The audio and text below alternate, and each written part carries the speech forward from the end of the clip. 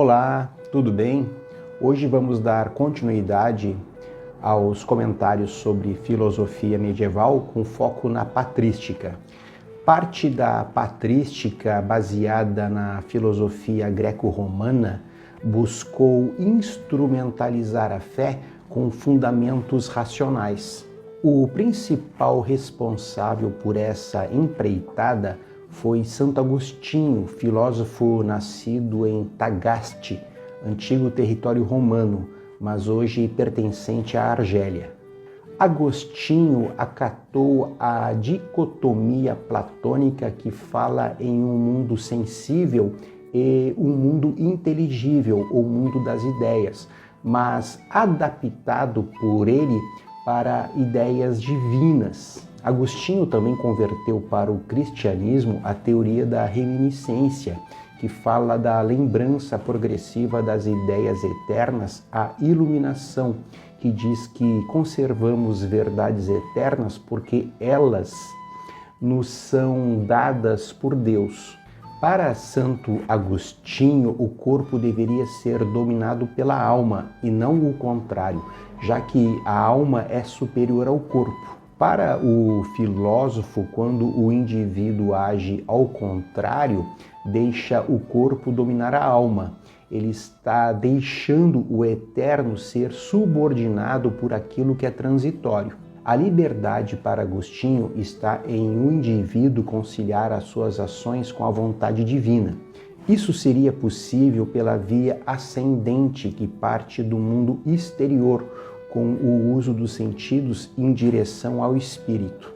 Nessas ideias é possível perceber a influência das ideias de Platão. Ele também fala da existência da graça divina, responsável pela salvação. Essa graça divina estaria destinada aos predestinados, aos eleitos. Não bastariam as boas obras, as boas ações para ter essa graça divina. A pessoa deveria ser um predestinado. É interessante que muitas dessas ideias de Agostinho e de outros teólogos iam sendo adotadas pelos papas e pela igreja. Como eles eram influenciados, por exemplo, por Platão e Aristóteles, eles acabaram também levando as ideias desses filósofos gregos para o cristianismo. Voltando à questão da graça divina, é interessante dizer que essa concepção foi bem aceita pelo cristianismo, porque está associada à noção de submissão do ser humano e não à de liberdade e autonomia, que não eram bem vistas pela igreja.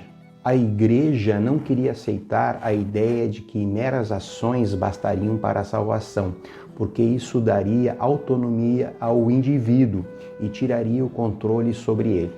Agostinho faz interessantes reflexões também sobre a liberdade, defendendo que a vontade não é uma faculdade associada ao intelecto, mas sim um impulso que nos leva a pecar.